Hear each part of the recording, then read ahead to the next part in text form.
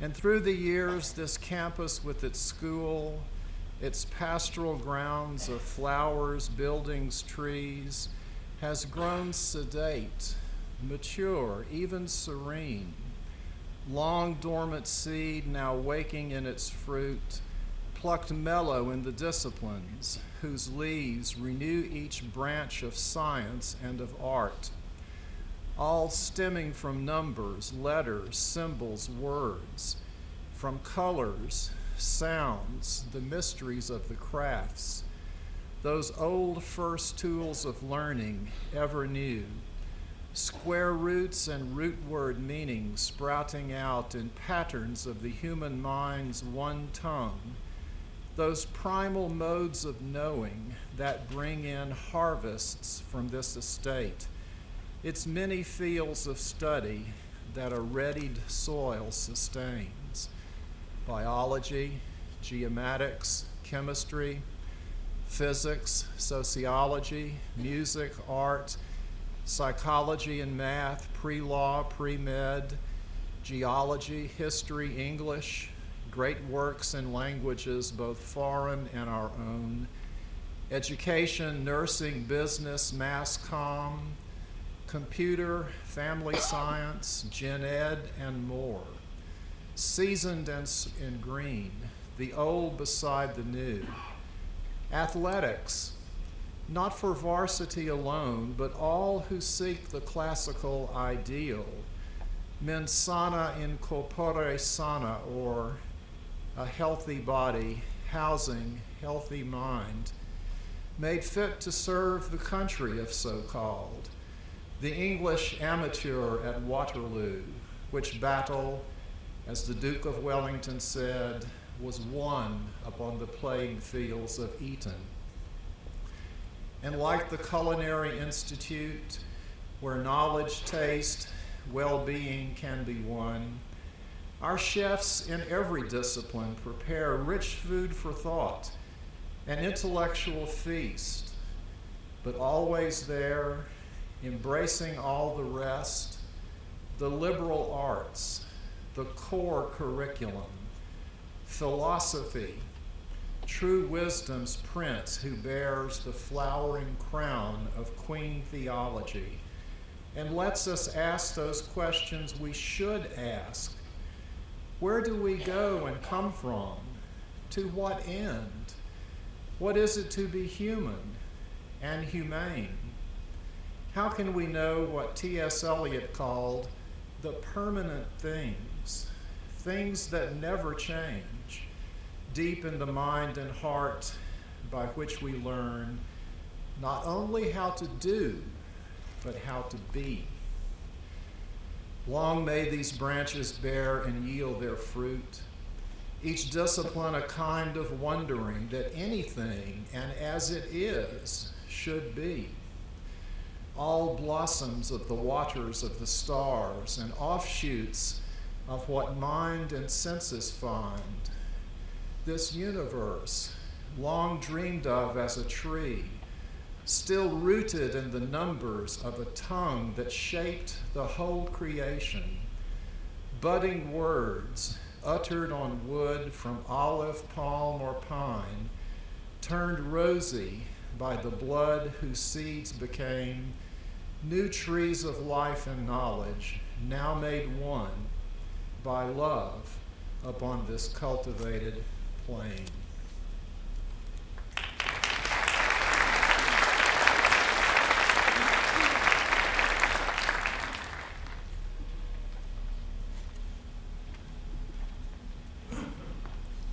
Hello. What a pleasure it is to be here today, to be a part of this very joyful ceremony. Every time I find myself in the presence of the people of Nicholls, I feel like I'm in the presence of excellence, and today is no different. And yet, the energy today feels a little different, and I'm excited to be a part of it. So I would like to bring you greetings and a welcome to the ceremony on behalf of the University of Louisiana Board of Supervisors. Enjoy this day.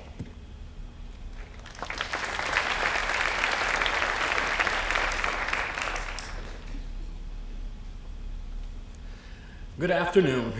I certainly want to thank the Board of Supervisors and the university for inviting me to be here this afternoon on this special occasion. On behalf of the citizens of the city of Thibodeau, I want to take this opportunity to welcome all of our visitors here this afternoon to our community and our university. I stress the fact that Nicholls is our university because over the past 60 years it has become a fabric of our community. It is not only an institution of higher learning, but is also an integral part of the educational, cultural, social, and spiritual attribute that makes Thibodeau the unique community that we love. Although students in our region and across the state may have options relative to which college or university they may attend, many of the residents of Thibodeau and our Bayou region look to Nicholls State as their only opportunity for a degree in higher learning. As an alumni and 1980 graduate of Nicholls, I can certainly testify that without this university, I would have never had the opportunity to attend my education beyond high school. As a husband and a father, I'm proud to recognize my wife Sherry as a 1984 graduate, my daughter Lacey as a 2009 graduate, and thankfully my son Drew, a soon-to-be graduate next month. It is evident that Nicholls State has played the most important role in educating my family and giving us a base on which to develop a successful career and thereby enjoy the quality of life that we all aspire to attain. More importantly, though, is how amazing it is to recognize a number of local professionals who graduated from Nicholls have returned to Thibodeau to become great leaders and motivators within our community.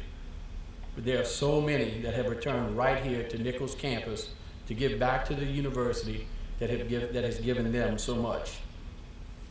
Over the years, we have enjoyed the results of the leadership exhibited by previous presidents, such as the late Dr. Vernon Galliano, Dr. Donald Ayo, and most recently, Dr. Stephen Holbert, with Dr. Ayo still continuing to lead in our community each and every day during his retirement.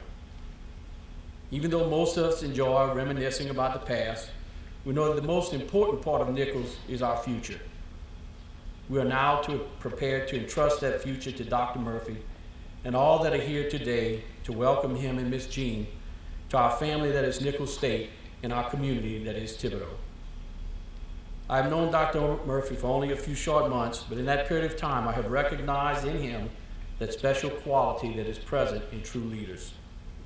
It's not necessarily his physical presence, his earned degrees, many awards, or the fact that he really likes Mardi Gras. And he really does like Mardi Gras. Never seen somebody move so that fast to catch a load of beads. During my tenure as mayor of our great city, I've become very astute to what our citizens want in a leader of our community.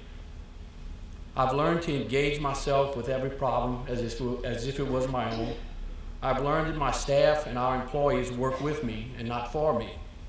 I've learned to take ownership in everything that I do, and I've learned that I must leave the city in better shape than when I found it.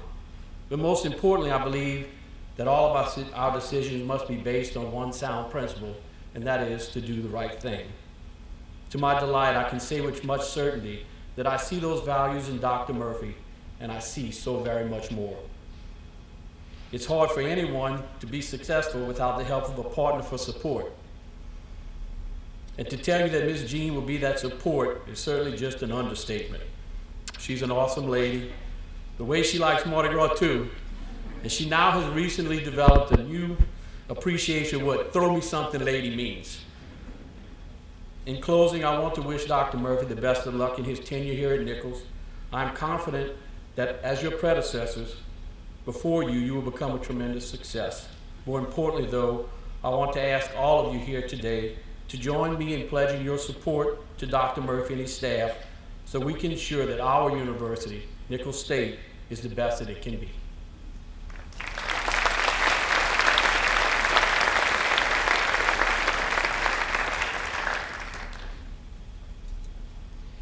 Ladies and gentlemen, faculty and staff, students and administrators, distinguished guests and visitors, Chairman Hebert, Dr. Woodley, Dr. and Mrs. Murphy. Bienvenue, welcome to Thibodeau and to Nicholls State University, my birthplace and alma mater. We gather here today to bring recognition to our university and to inaugurate the 5th president of our beloved university, Dr. Bruce Murphy. As an historian, I would like to relate a brief story of days past to today's celebration, and from which we may draw inspiration. It is about another fifth president, James Monroe.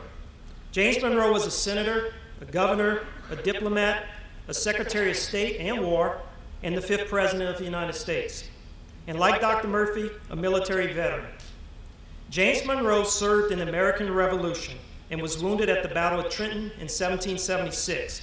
As a young lieutenant, 4 months shy of his 19th birthday, James Monroe found himself in a shaky skiff crossing the icy Delaware River in the dead of that frigid 1776 winter. He was even depicted in the famous yet somewhat fictitious Emmanuel Lutz painting as crossing with none other than George Washington. You know the one. Monroe was the one holding the flag behind the standing Continental Army commander. What fear and reservation he may have had were quickly dashed aside, knowing the comfort and inspiration Washington tended to bestow upon his soldiers. Standing 6 foot 2.5 inches tall, George Washington was a towering figure for his day and stood much taller in the eyes of young James Monroe as they approached the unknown face of battle. For his efforts, Lieutenant James Monroe received a near-fatal wound to the chest at Trenton, but took with him for the remainder of his life not only the lodged lead ball, but a lesson on mentorship and leadership. In 1817, James Monroe was inaugurated the fifth president of the United States. He is widely recognized as ushering in an era of good feelings that included dissolution of partisan conflict, diplomatic resolution of land claims with Britain, Spain, and Russia, the Missouri Compromise, and the Monroe Doctrine. So I know what you're thinking. What does James Monroe crossing an icy river in a skiff have to do with Nicholls State University and Dr. Bruce Murphy? We rarely even see ice except for in the bottom of a beer chest. Well, the vast majority of the faculty, staff, students, and administrators view the inauguration of Dr. Bruce Murphy as a sort of new era of good feelings, a renewed effort at moving forward together. We may not have ice storms, but we surely have hurricanes. We may not call our waterways rivers, but instead bayous. And we have pirogues, not skiffs. So, Dr. Murphy, welcome, sir, and lead us forward through good times and storms across Lafourche Bayou and in the metaphoric pirogue that we are all in together. Thank you.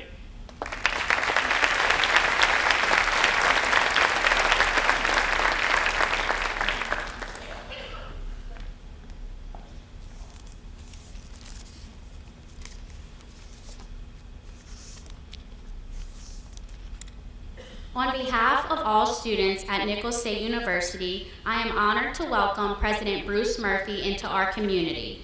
His positivity, student focus, optimism, and innovative vision will propel the university into the next level of excellence. Dr. Murphy has already proven time and time again that he is here for the students. He shows genuine pleasure in meeting with all students and hearing our opinions, ideas, and our stories.